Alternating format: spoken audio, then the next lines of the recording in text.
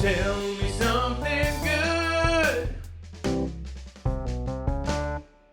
Welcome to our series, Tell Me Something Good. My name is Marc Lucenius, and I'm the lead pastor for Project 938, and I'm excited to talk about something very good today. In fact, I would suggest to you that it might be the goodest thing ever. I'm here at Uptown Theater. This is the future home of the worship gatherings for Project 938, and we're thrilled to be able to look forward to offering our worship gatherings and getting all in this place together. And I'm here today because I'm talking about the good news of the church.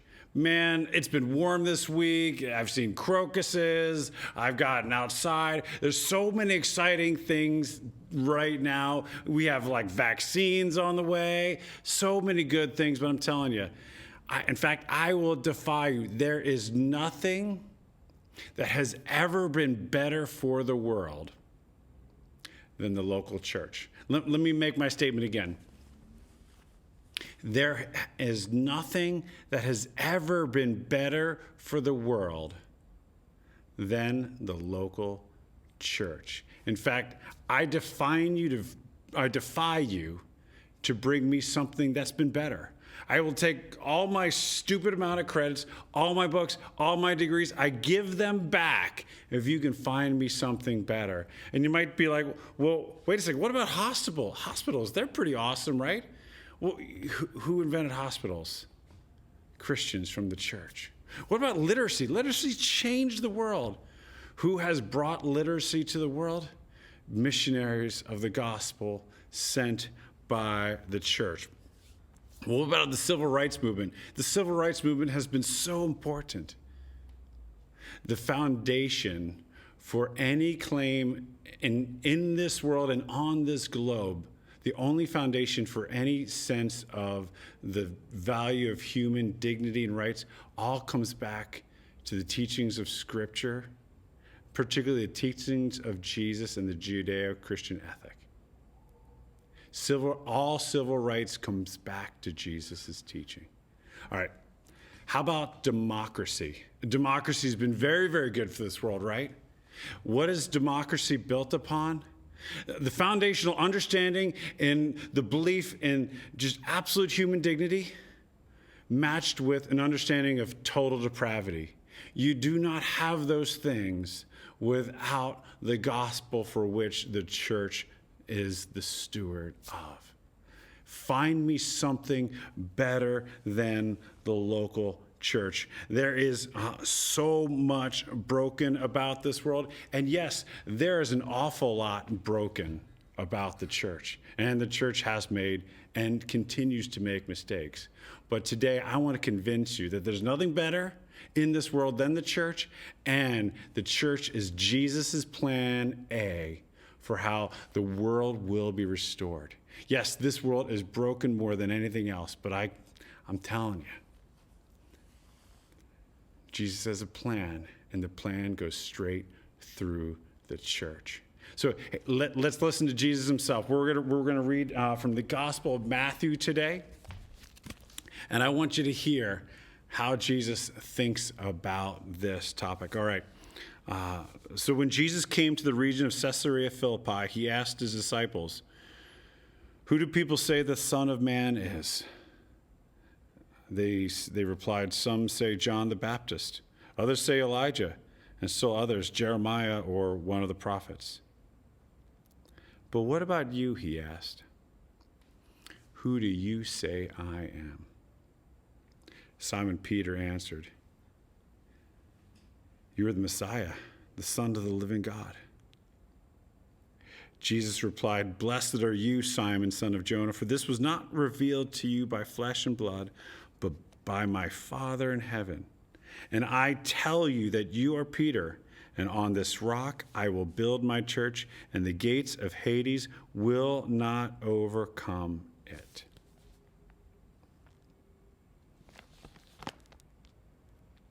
Jesus says, "I will build my church." This passage is actually a fascinating story. It's a fascinating story. Jesus is traveling around and he's doing his ministry, but he takes his disciples north and he just keeps taking them north, and they begin going up a mountain, and they literally go to the very edge of the border of Israel. People debated whether they're even in the nation of Israel at that point, but they go to this place called Caesarea Philippi, which was the home and in the Greek mythology and it was the birthplace of the god Pan. In fact, there's this deep cave there. And every year around this time, around the spring, there'd be this enormous temple festival to the god of Pan. And there'd be all sorts of actions and things that I can't even speak on camera that would happen to celebrate the emergence of Pan coming from the underworld. Coming from the underworld. It was dark. It was creepy. It was one of those places where a good Israelite never went to Caesarea Philippi. When you went there, you felt the darkness. You can imagine certain places today. I know for me, when I've been to the Strip in Las Vegas, I just felt that darkness. I remember as a kid, my parents taking me to Atlantic City and just feeling the darkness on that boardwalk. Certain parts of certain cities or certain parts of the country or certain parts of other countries, you felt sort of the absence of something good and the sense of darkness. And they surely felt that way there. And Jesus went to them and said, all right, so what are the polls saying? What are the polls saying about who the Son of Man is? What are the polls saying about who I am? And there's a variety of answers around who Jesus is, just like it is today. But he turned to them and asked them a question that I believe is the most important question that anybody could ever ask for themselves or answer for themselves. Jesus looked at them and said, okay, well, who do you say I am? As I imagine this story, his disciples are a bit creeped out. They might even be able to see that cave over there, and it's a heavy place. And I think that there was a pregnant pause, because the implications of the answer that any one of these disciples was going to give was going to change their lives. And the truth of the matter is, it changed the course of history, the way they answered this question. And Peter, as he did, he stepped forward, he said, "You are the Messiah, the Son of the living God." And what Peter was saying there is that for all history, God had been telling his people that he would send a Messiah who would come and who would be the hope of Israel, who would begin the restoration of Israel and would be the restoration of this world, would take all the things that were broken in this world and restore them, would be the source of justice for the nations, who would lift up the needy, lift up the hurting, heal the brokenhearted, heal those who are wounded, make all things right in this world. And Peter, in this moment, said, I believe it's you. But what do you say? Jesus wanted to help Peter recognize that this was a very spiritual moment, that this was a powerful moment in his life. And Jesus comes to him and says, Peter, he says, flesh and blood didn't give this to you. Like, you didn't just come up with this. You didn't get this out of the polls. This isn't some sort of peer pressure moment for you, Peter. My Father himself revealed this to you. And he says, you're Peter, and on this rock I will build my church. I want to bring out two things here. First of all, Jesus shows us his cards. He shows us his cards. He says, my plan A, and I have no plan B, is to build a church. The way the Messiah, the Son of God, is going to fulfill the hope of every single human heart is to build a church. And it's going to be through the church all things are going to be restored. And what you need to understand is that the church is Jesus' plan. He has no other plans. Doesn't mean he doesn't get involved in other things. A lot of wonderful things have been done in Jesus' name. Schools are started.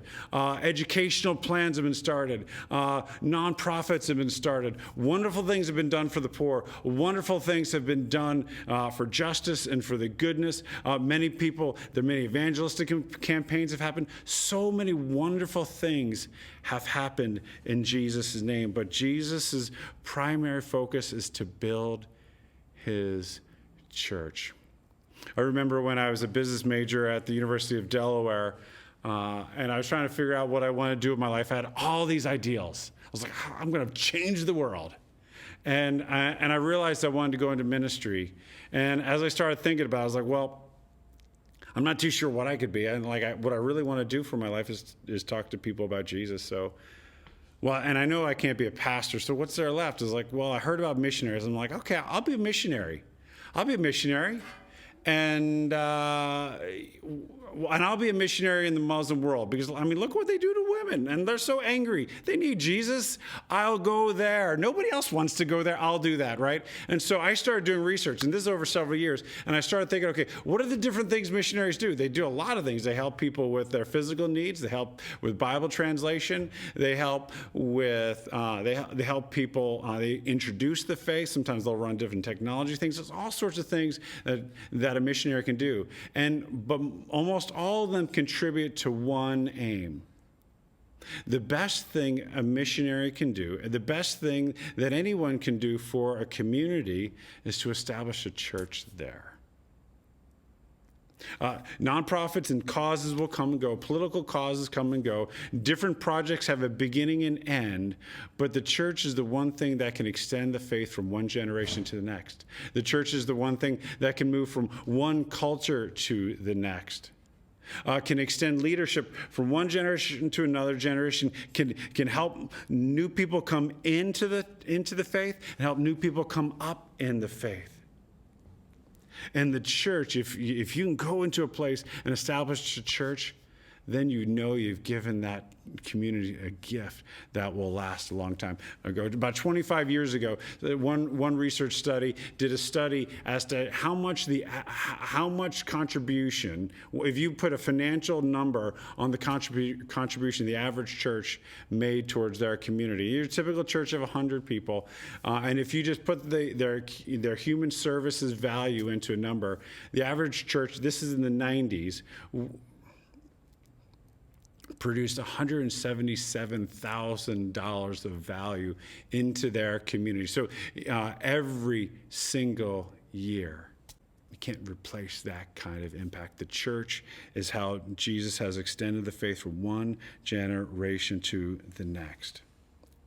The second thing you see here is, and this is the reason why the church can do all these things. And I'm going to make a point here that's going to help you understand a lot of church history. If you ever wonder how all the churches got formed and some of the differences about the church, and if you want to understand how things changed in history, I want you to see this moment. It says, Jesus comes to Peter and says, I will build my church. He says, on this rock, I will build my church. Now, the Roman Catholic Church has said that rock is Peter. And because that's Peter, that means there's going to need to be a human succession of human authority to establish a church.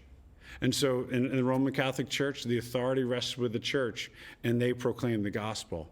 500 years ago, almost 500 years exactly, Martin Luther, many others in the Reformations recognized that what Jesus was talking about there, the rock to which Jesus was talking about, was the witness that Peter bore.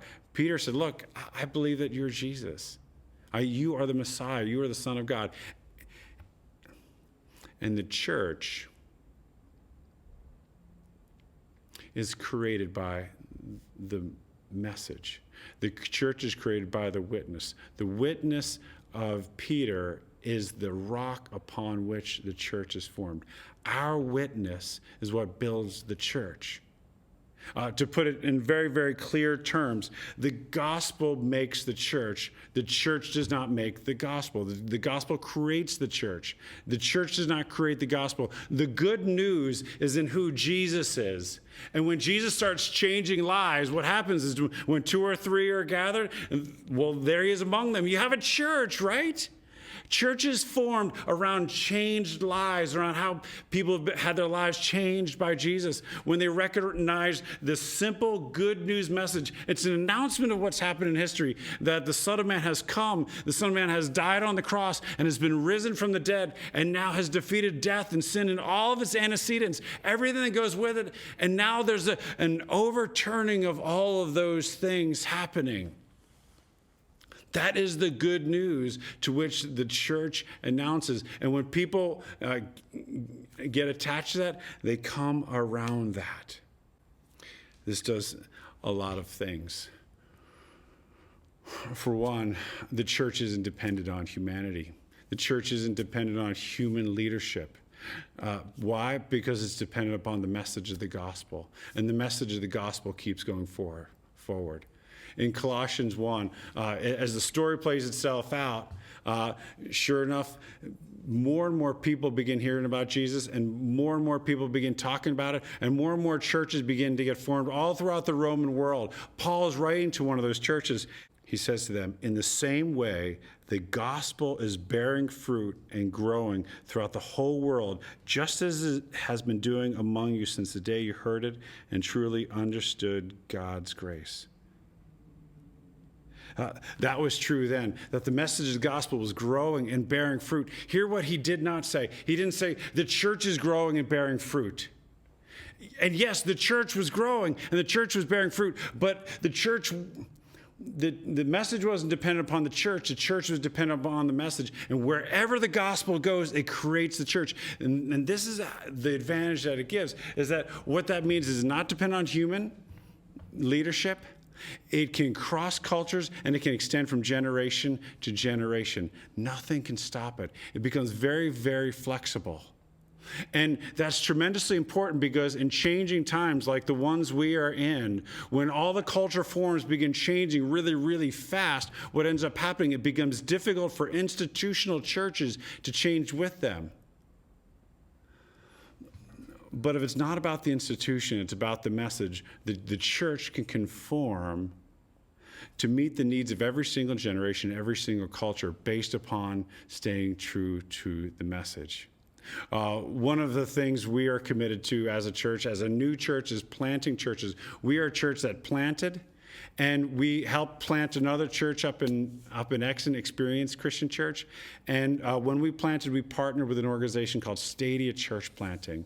And they have a tremendous eye on what God is doing around the country when it comes to new churches. And so I want you to hear an interview that I had recently with a gentleman named Justin Moxley, who's the vice president for advancement at Stadia Church Planting. I want you to hear a little bit more about that so you can understand one of our deep partners and our passion to see the church flourish in our generation.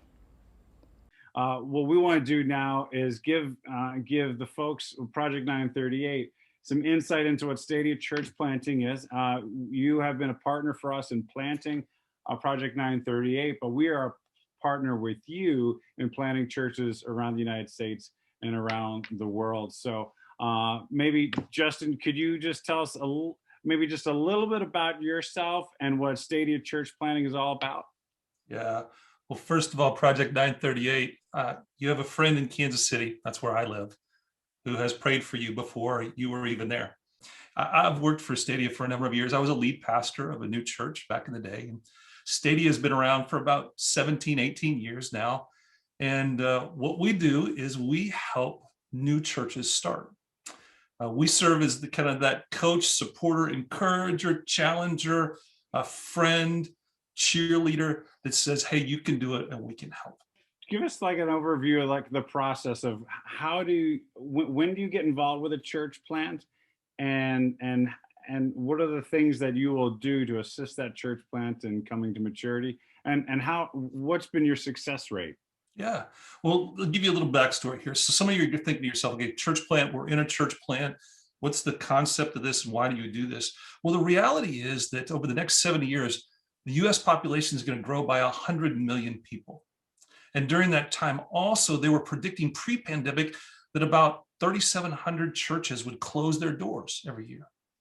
Well, during the pandemic, we've learned that that number has escalated to an unbelievable number of where they're predicting that between 1 and 5 churches will close their doors during this pandemic season of about 18 months. And with that, some people say, well, hey, isn't there a church on like every corner? And my standard response is no, there's a bank on every corner or CVS. I don't know what it's like in Philadelphia area, but for me, bank is CVS. But the reality is that there might be a building there, but there might not be a church, an alive group of people who love Jesus and are doing their best to live for him and love their neighbors well. And there might be a lot of buildings, but there are not a lot of churches that are there. And so what we do is we help pastors, those entrepreneurial, crazy people that hear Jesus whisper to their hearts, hey, there are people on my block, in my neighborhood, in my family who don't know Jesus. And what if we could figure out a way to set up an outpost of faith in which they could be a part of it? We ask them super hard questions. And so some stuff that's fun here. So Marc and their team have went through this process, first of all, called an assessment of where we dig deep into, and we say, just because somebody might have a desire doesn't mean that maybe that they're equipped or called by God to do that. And Paul talks about in the New Testament, the Apostle Paul talks about being called by God and affirmed by man. There's kind of a two-way street there. And with that, we want to ask as many hard questions as we can, because there's enough crazy churches out there, and we don't want to populate those as best we can. And so we want to ask the hard questions at the beginning, not because Marc is perfect and his wife or his staff are perfect, but are they called and equipped by God to do this? We walk through a 4-day, very intensive process with them. There's meeting with psychologists, counselors, there's peer reviews, projects, group projects, everything that you can imagine. It's kind of the rubber glove test of church planning. After that, we help them walk through and organize all the details around what it means to start a new church. There's about 400 things that Marc and his team had to do to plant a church. And whether you're in Philadelphia area, or if you're in the Phoenix area or the Portland area or wherever it would be all around the country, there are about these 400 things that you got to do to begin that process of laying the foundation so that the real work of meeting people, connecting with people, sharing the hope of Christ, helping walk with them in difficult times can be done. So we have people who are project managers, kind of operate as almost executive pastors that step in and help out. We provide coaching for them. We provide training for them. We walk alongside of them.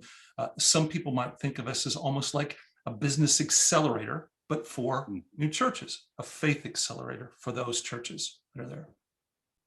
For you, why are you most passionate about new churches? Yeah. For me, it's something that's maybe a little bit of the way that God wired me. I live on a block, and when I drive down my block, I see people that I love, and I see their eternities. And there's some of these people that I love that don't know Jesus. And what we know statistically, as well as theologically from the Bible itself, it tells us that the church is this unique tool that God has given us very specifically to help those who are far from God come near to him, and for those who are near to God to grow up in him. And with that, the church has been formed and built to be able to do that. And it's existed in this way for 2,000 plus years to be that instrument of hope. Now it's not perfect, and it's always going to have warts, because I'm going to be a part of it. You are going to be a part of it. And the people sitting right next to you in a chair or sitting on the couch next to you right now, they're going to be a part of it. So it's never going to be a perfect place. It's always going to be messy, but it's always been God's plan of helping his people come to know him and grow up in him. And it's a place where we get to be able to work with each other and help each other, that we don't have to do this alone. If the pandemic has shared anything, it's that issue of where, man, this life is not meant to be lived alone. And even online, we can have community, and even in person, we can have community. But the worst thing that we can do is be isolated. And that's what the church is. The church is a community of people that are on mission for God, with God. And so that's why I love the church. And it's a place too, very selfishly, of where my kids have come to faith. Mm. and where I hope that my grandkids will come to faith. And the reason why I love new churches is because I don't know if you guys know this, but the church that you all are a part of right now in Project 938 is actually younger than you are. And typically, we all attend churches that are younger than we are historically. And so it becomes my mission and my journey to where, how can I help start a church for my kids' generation and my grandkids' generation? Because they're going to need that. And that's why I get up every day, and that's why I sacrifice. That's why I give to the mission that I'm a part of. That's why I give to my local church, because new churches are there to reach those generations that are coming behind us too. Now, you talked about the challenge of the pandemic, and there have been tremendous challenges to the church through the pandemic. But you probably had a unique lens of being able to view the opportunities that some churches have been able to take advantage of through the pandemic. I just love to hear your vantage point on how you've seen some churches actually quite thrive through this really challenging season. It's interesting when we look back at history and how it shapes our reality. I heard a gentleman share about the word that we've used is unprecedented. And everybody keeps using this word unprecedented. That's unprecedented. And I think pivot was the word of the year for 2020. I think they came out and said that. But the reality is, the bubonic plague was really unprecedented. Mm-hmm. The reality is the racial unrest that we have in our country right now, while it's very difficult, we have yet still to go to war, and the Civil War was really unprecedented. Mm-hmm. It was there. When we look back at history, I think what we see is that we are living in difficult, challenging times for our generation, but there have been others who have gone through challenges. And the thing that's been awesome about this is the church tends to flourish in times of challenge and difficulty. It seems as though that God has hardwired crazies like us that are believers in Jesus to be resilient enough to say that the mission goes on regardless of where we're meeting or what we're doing. I've had this conversation. The Great Commission that was written in the book of Mathew, towards the end of it, that gave us this journey ahead, that gave us a direction that we're all supposed to go. It's there for all of us, regardless of if we're down to our last man on the field. That's still our objective. And it's still the objective of your church, of my church, of me, of you, of all of us who said yes to Jesus. And it's been amazing where this is like possibly our Gutenberg press time, our Pax Romana time, of where literally, because of what's happened, there could be the greatest opportunity in which we could share the hope of Jesus during this time. And I've seen churches do crazy stuff that they never would have thought of, like have services in the park at Christmas time in freaking cold weather. Does that sound familiar to anybody out there? And I love to tell those stories of where people are saying, no, we're not stopped. The mission doesn't stop. We'll keep going. We've seen stuff happen online and in small groups. We've seen people that are sitting right out there, you guys, that have said, hey, this mission of Jesus, I'm going to take back to my house. And really, I used to think about the church as the place of where mission happens. Well, maybe now it's my home. I mean, it's been this time of innovation of where the walls have come down and we've said, okay, let the building not constrain us. Let only the dreams that God's put in our heart and the burdens he's given for my friends and family who don't know Jesus, let those compel us. Let's do stuff that we've never even thought of. It's been crazy awesome. It's been hard, but it's been crazy awesome too. And I know, forgive me, you guys, I grew up on a ranch in the middle of Kansas. And my first friends were cattle. And my grandpa told me one day, he said, hey, just so you know, most of the good things in life come through hard work. And man, this is going to be one of those seasons for us as a church where we're going to remember this. We're going to be like, do you remember 2020? Do you remember 2021? Do you remember when we were in the park? That was the first time I invited my friend, or that was my buddy who came, or that was when I was like, you know what? I have been battling alcohol all my life, and I decided on that day, to stop. Or I've been dealing with this addiction. This could be that time of transformation in all of our lives. And I've seen it in the church. I've seen it in me, of what God's been doing in me as he's been kind of pulling back stuff and going, hey, let's talk about this, Justin. And so I've been on that journey too, personally, as probably most everybody else here too. So it's been a great time, great season. It's been hard, but it's been good. It's a good hard. This is how you could describe the moment. An unbelievable season of change. So much has changed to the point there's a vacuum of leadership and tremendous political upheaval. Two-party system that are just tearing one another apart. Not even a sense of any sort of neutral, free press. And here's what's most discouraging. Church attendance hasn't been lower since anybody can remember. And it's dark. Yes, the economy's great, but it's dark and everybody's angry. I know that sounds like today, but I'm describing the year 1800. The Revolutionary War and the establishment of the Constitution and the growth of this new world economy was changing everything. But Washington's cabinet fell apart and literally invented the two-party system. Republicans and Federalists were tearing one another apart in the press, literally making up fake names and just tearing each other apart. Church attendance was alarmingly low. There are fewer churches and fewer people in those churches. Yet God was doing something new.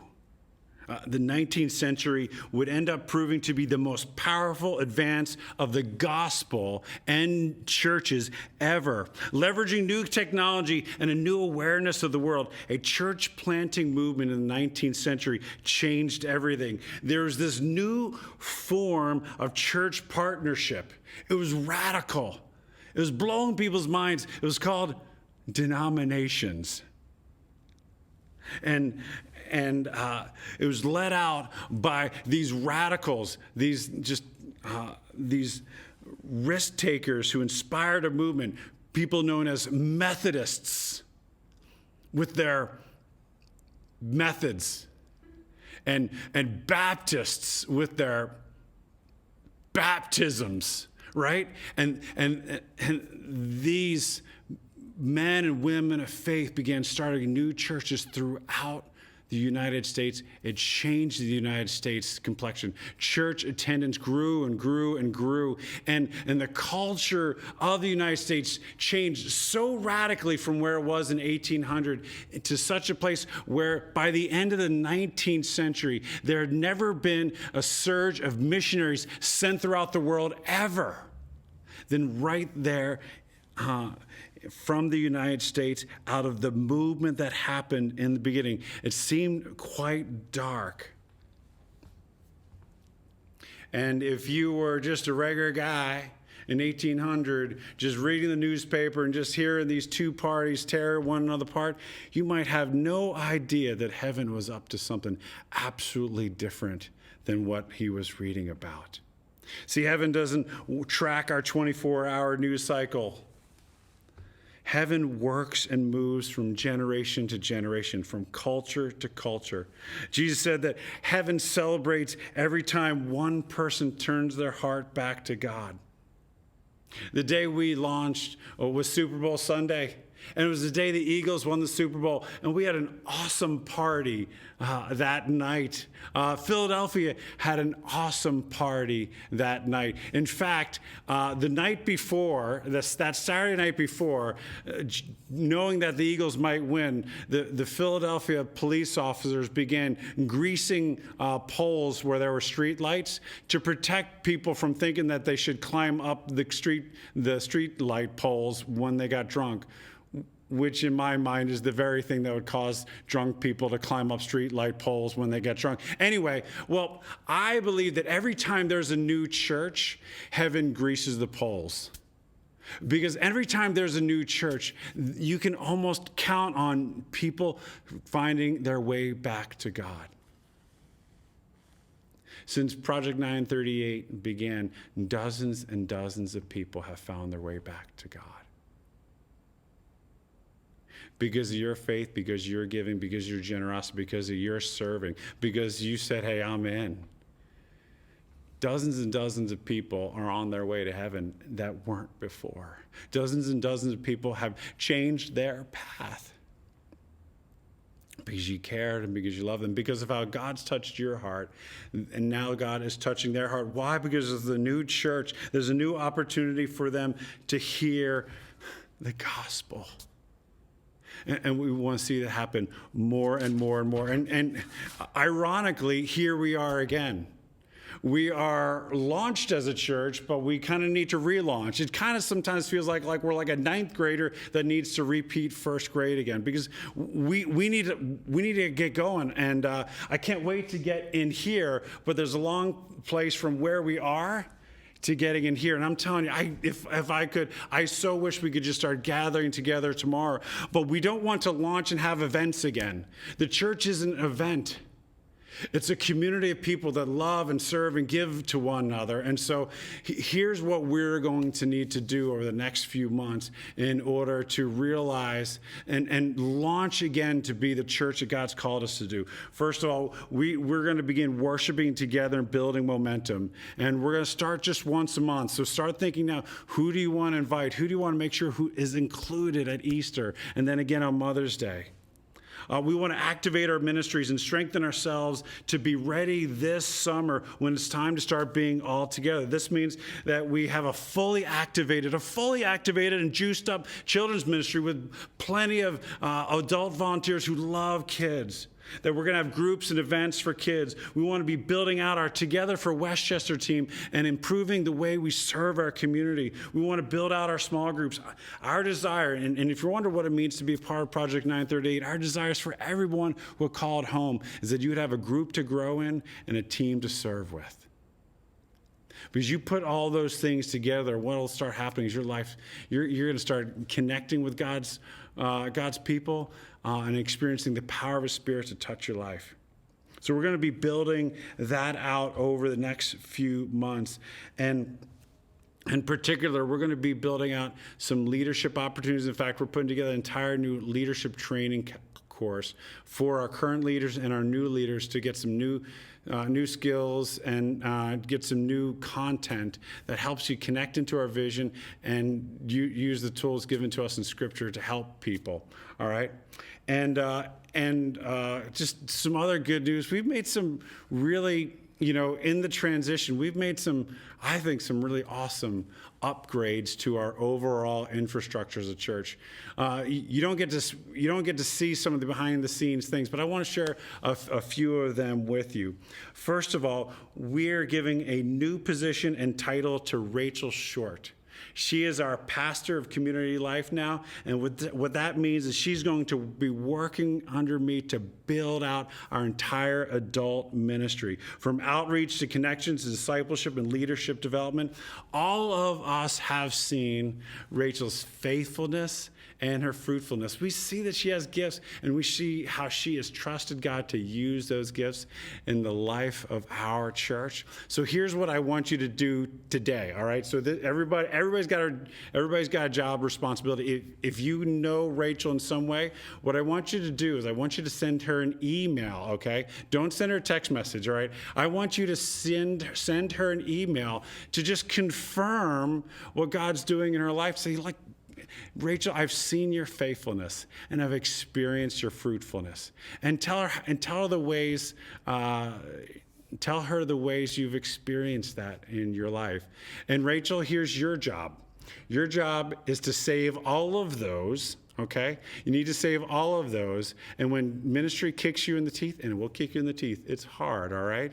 I want you to pull up those files. I want you to read through those emails. Be reminded of how God has been at work in your life, how He is at work in your life, and in such a way kind of put your teeth back in, all right?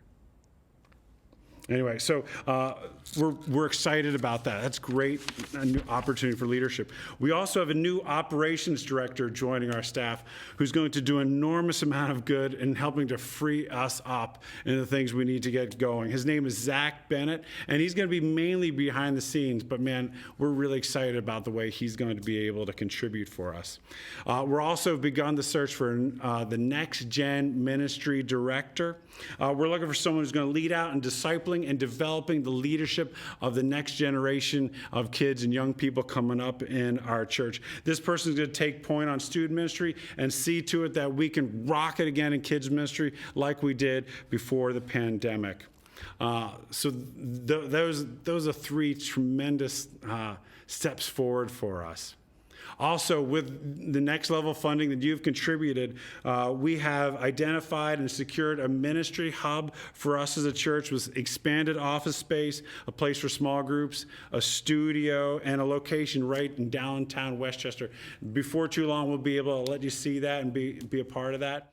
But most importantly, here's the thing. All of these things, infrastructure, all of these things, leadership, all of these things serve to make us the people who are going to be risk takers for others, mentors for others, to look out for others in our school and our workplace, to extend the love of Christ wherever we are. Very early on in the message, I told you that I would give you 3 points from Jesus' statement. I still owe you one.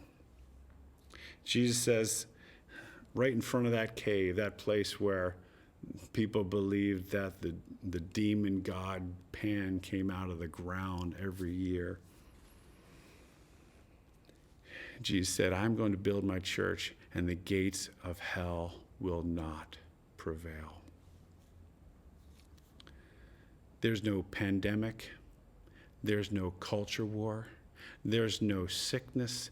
There is no death. There's no legislation. There's no closed school. There's no closed building that can stop the church. There's nothing that can stop Jesus from doing what he is going to do. And we get to be a part of it. So can we do this? Can we do this together? Yes, there's going to be hardship. Yeah, we're going to need sacrifice. Yes, we're going to need to use the trailer, and we're going to have to get cases in this room somehow. We're going to have to figure those things out. Absolutely. But can we love this message so much that it changes our hearts, that it brings us together and brings us together against all the things that might divide us? Can we love this message? Can we do this? Can we be partnered with Jesus to build his church? Can we do this together? I think we can. Jesus, we thank you so much that you have shown your faithfulness to your church and your fruitfulness in the church from generation to generation, from century to century, from generation to generation, from that mountain in Caesarea Philippi with Peter, all the way extending 2,000 years and 2,000 or 4,000 miles, however, to a dude like me and a group of people like us in southeastern Pennsylvania. God, would we be an extension of your grace?